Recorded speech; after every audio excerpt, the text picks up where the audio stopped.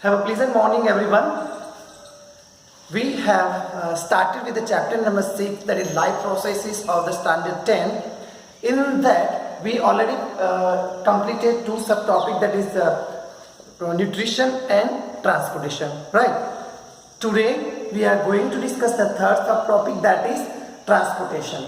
In the respiration, as we have learned that respiration to take place at the cellular side, we need certain components. Which components are there? Those are oxygen and the digested or soluble form of the simple kind of food. Okay. So these two components needs to be transferred from side to the tissues of particular organ.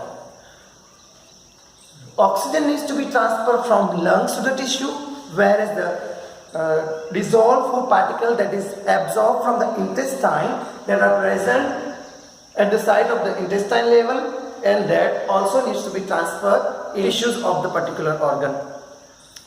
Now, how does this certain substances get transferred? There are certain mechanisms present into all living organisms, that is called the transportation mechanism. Okay, if we talk about plants have also a transportation mechanism, because they normally absorb the water and some minerals from the soils, and those minerals and water they need to transfer at the top in the leaf so that they can prepare a food. And the food that is prepared with the help of photosynthesis, that is present in the form of starch and some sugars in the leaf, that need to be transferred at the other part of the plant, right? So the two different substances that need to be transferred, and to transfer those two different substances, there are two different types of transportation system. Unlike human being, there is a different type of transportation. Does the plant have heart?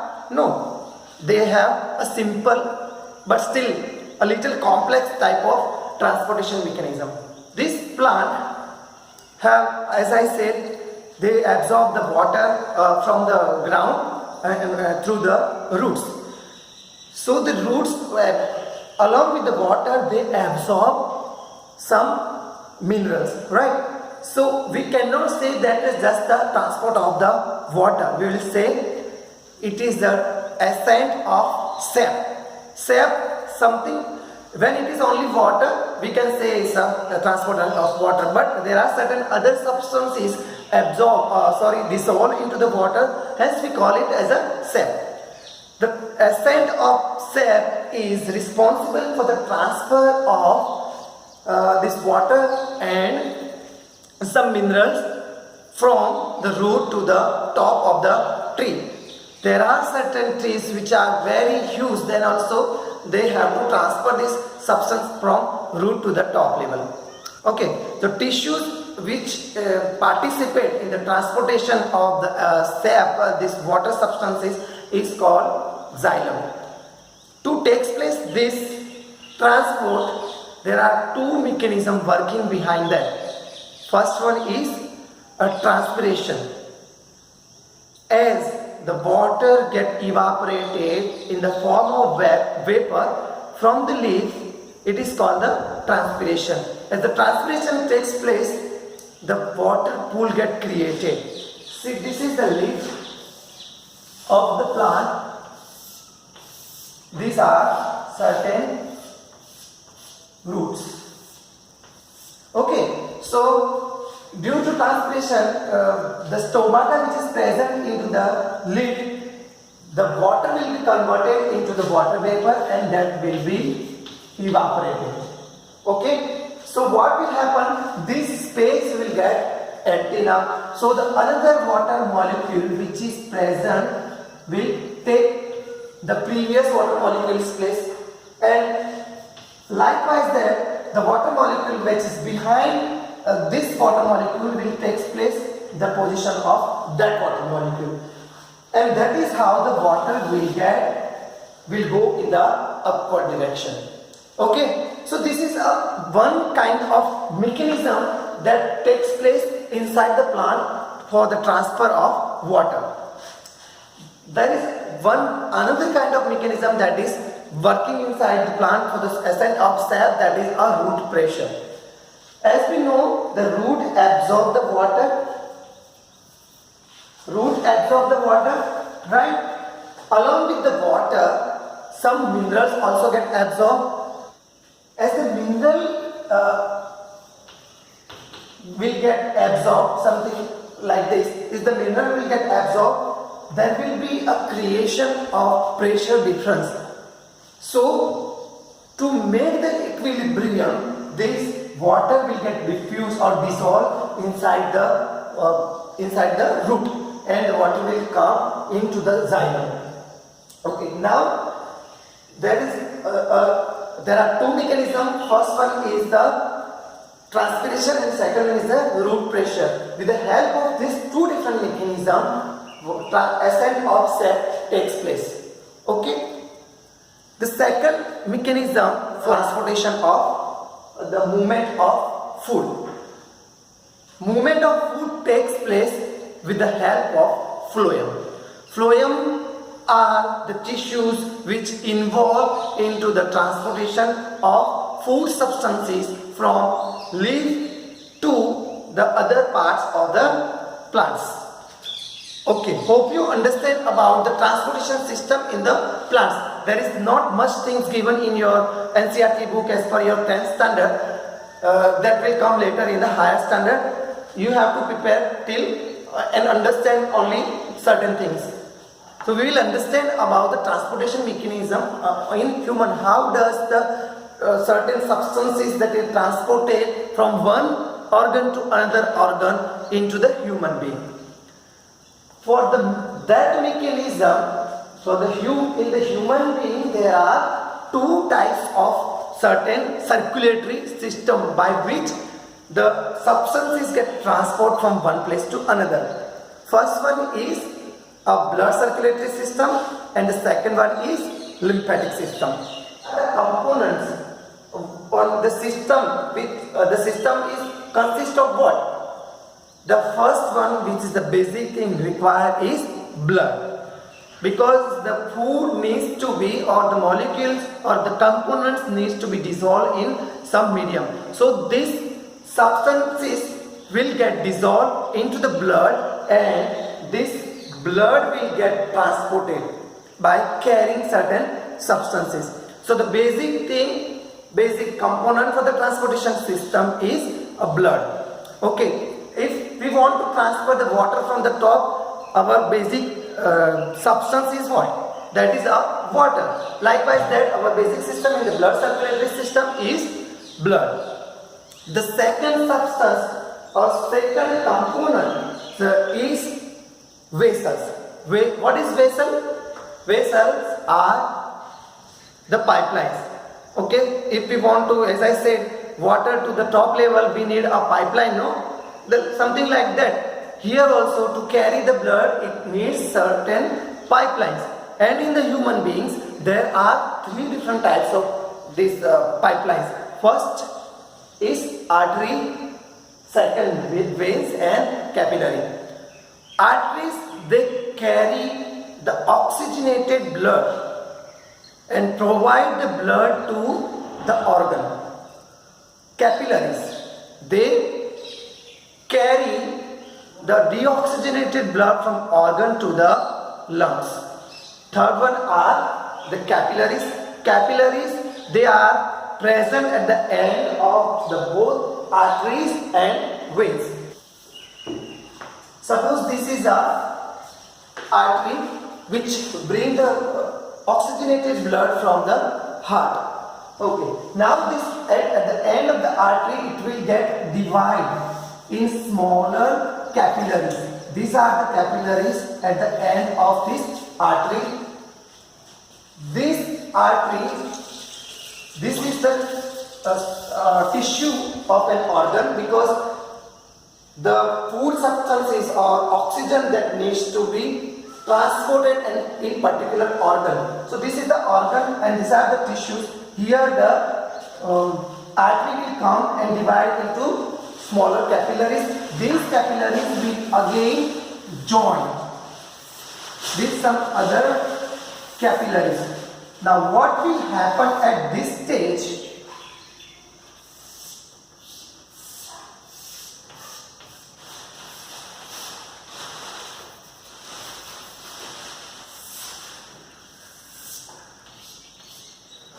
What will happen at this stage? This is artery and this is a vein, and these are the capillaries. These capillaries has got a very thin epithelial layer, and that is why the diffuse food substances which carried by the artery that can diffuse in the tissues, the oxygen and the simple form of food substances that will get diffused from arterioles, or we can say the capillaries, to the tissues. And during the respiration, as we have learned earlier, here the creation of the CO2 and some excrete, those will again come back into these capillaries. So this is the artery. Till here it will be the oxygenated blood, and from here it will be the deoxygenated blood. It is nothing like oxygenated, that means full of oxygen, and deoxygenated is there is no oxygen in that. No, that is not completely true. Deoxygenated, that means the blood which has more carbon dioxide than oxygen. So it is called the deoxygenated blood.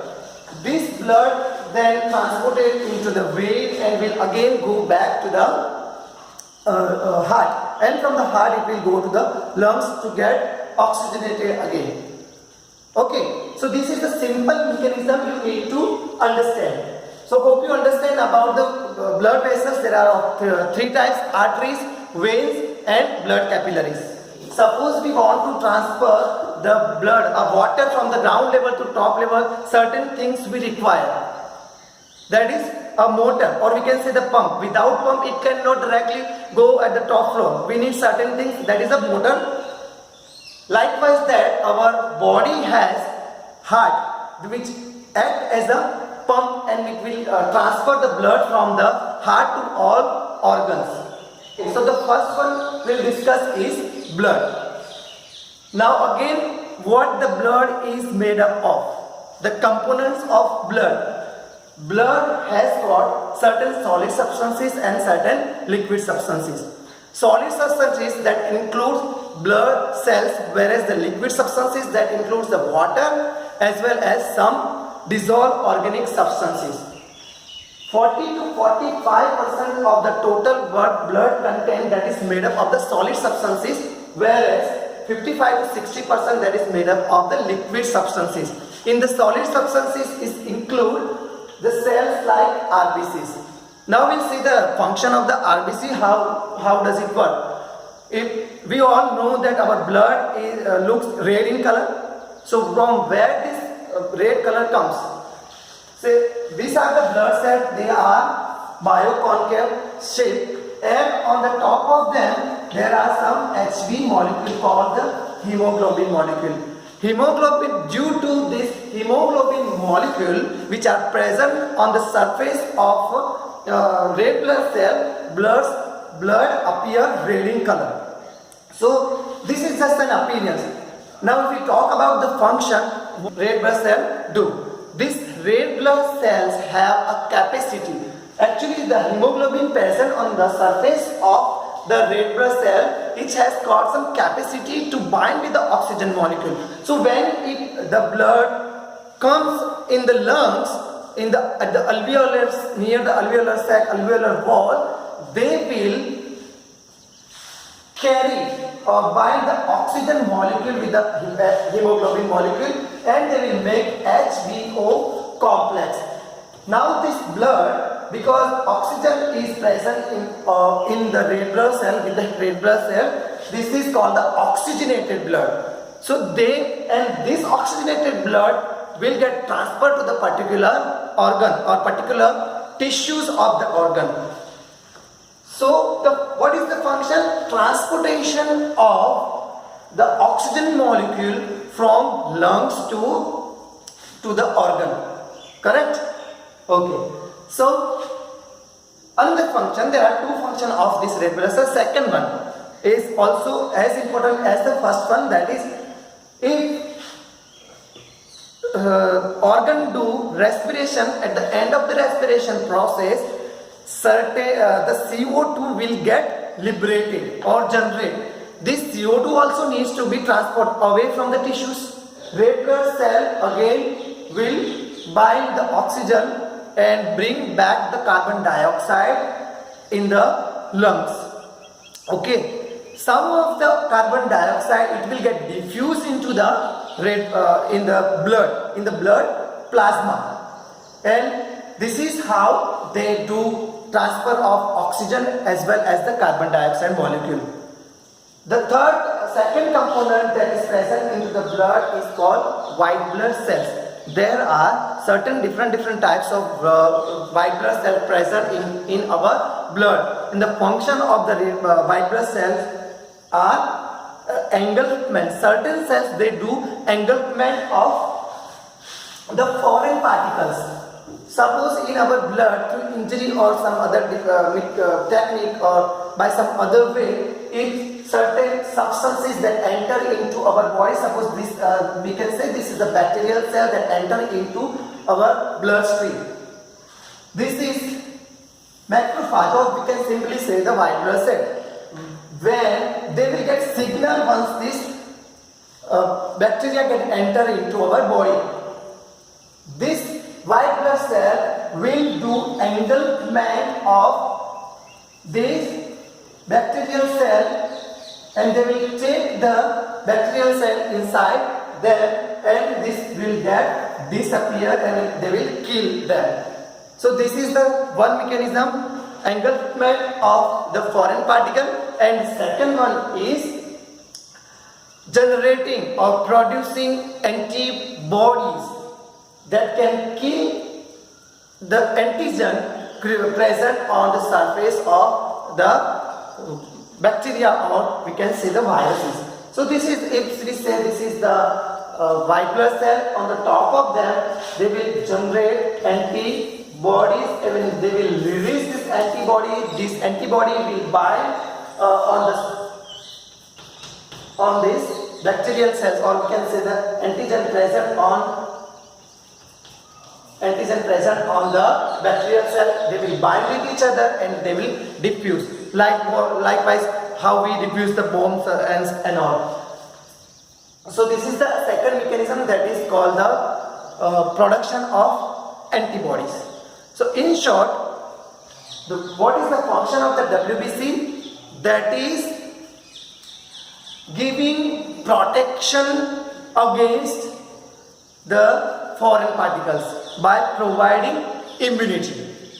Immunity देने का काम कौन करता है? यहाँ पे white blood cells करते हैं, and they gives us a protection.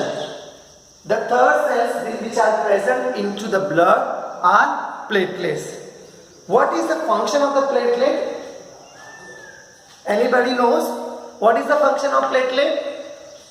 Platelet are involved into the formation of blood clot at the site of the injury.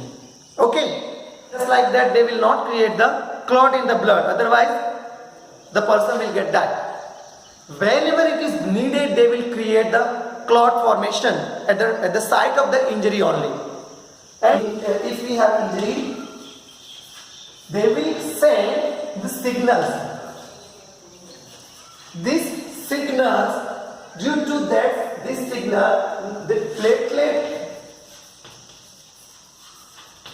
will produce thromboplastic. See, these the words are quite difficult for you as you are listening these kinds of terms for the first time, but as you learn, gradually you will understand it and you will remember those terms. Okay, so this thromboplastic which will be generated by the blood platelets. This thromboplastic will get involved into one another mechanism. Now there is a substance which is present into the blood. is, we already discussed that our blood has got 55 to 60% of plasma, and that plasma has got 90% of the plasma is made up of is just the water, whereas 10% is a kind of different organic substances that includes albumin, globulins, and certain enzymes, hormones, and some other proteins. And in those proteins, the proteins present are prothrombin, here we write,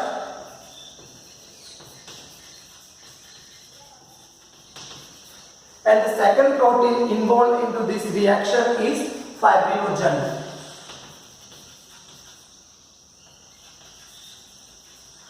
So now we have got injury in our body, platelet got signals, they and generated the thromboplastin. This thromboplastin will get involved into this reaction. To complete this reaction, it needs the thromboplastin.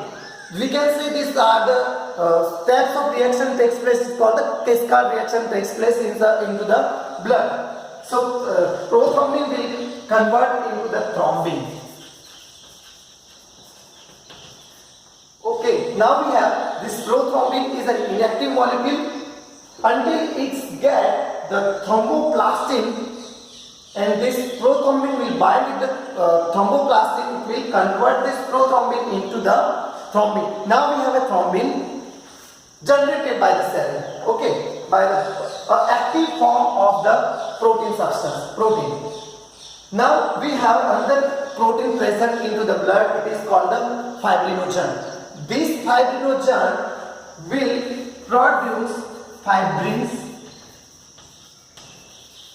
but directly cannot produce the fibrin until this thrombin get involved into this reaction. Now we have fibrinogen. Fibrinogen will bind with the thrombin molecule and they will produce the fibrins. Understand?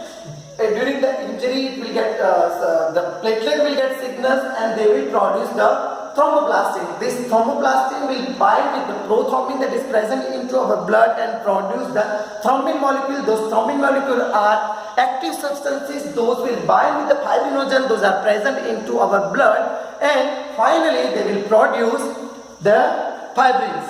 Okay, so these fibrin are nothing but the fibrous substances that produce or generated within our blood. These fibrin molecules will, or substances we can say, they will come at the site of the injury. Suppose I have got injury over here, the fibrin molecule were generated and come here and at the site of the injury, and they will form a mesh or net like structure. Now here look, these are the fibrin molecules. They will form a net like structure.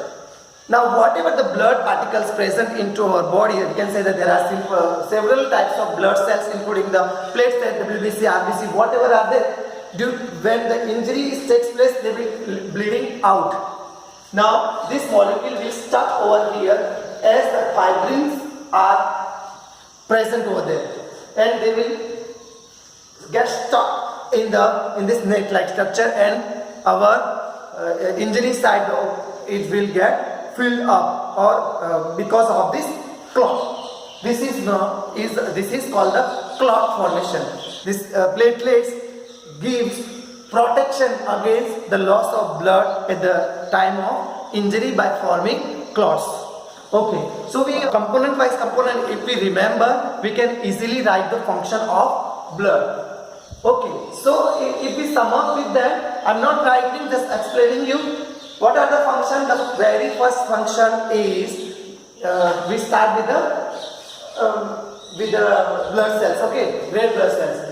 What they do? They have red blood cells. So in short, we'll say they transfer oxygen molecule from lungs to the tissue. That is the first function. Second function, they transfer simple dissolved food substances from intestine to the tissues. Okay. Third function, now two things were generated over here. So the third function is the oxygen get transferred from tissue to the lungs. Fourth one, the excrete. Okay, what are the excrete? When the organ do some activity, all organs do the activity all the time. Heart do this activity 24 into 7 for our life, whole lifespan. So they will generate certain excretes in them, and the organ, when I'm moving my hand like this, it will also will liberate some excretes or the waste products, we can say. So that waste product will be there in the organ.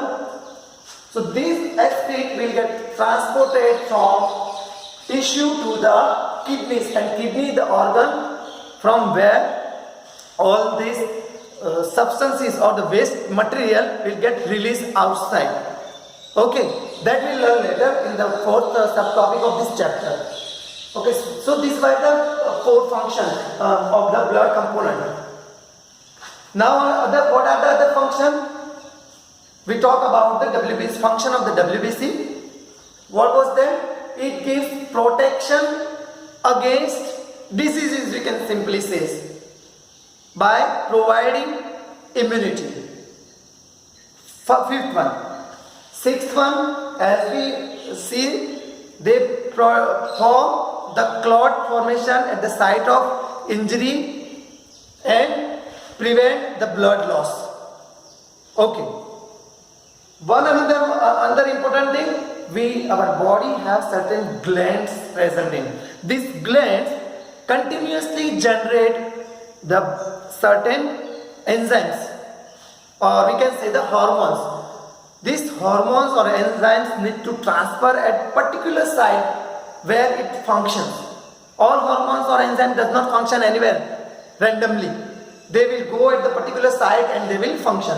Now this hormone or substances needs to be transferred. Those hormone or enzymes get transport or transportation. If the blood involved into the transportation of the hormones and enzymes.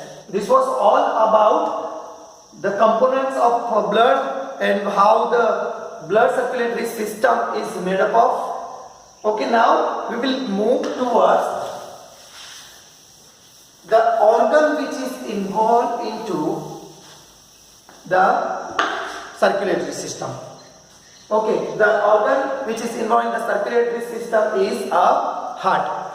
Everyone wants to know about the heart. So it will be quite interesting for you.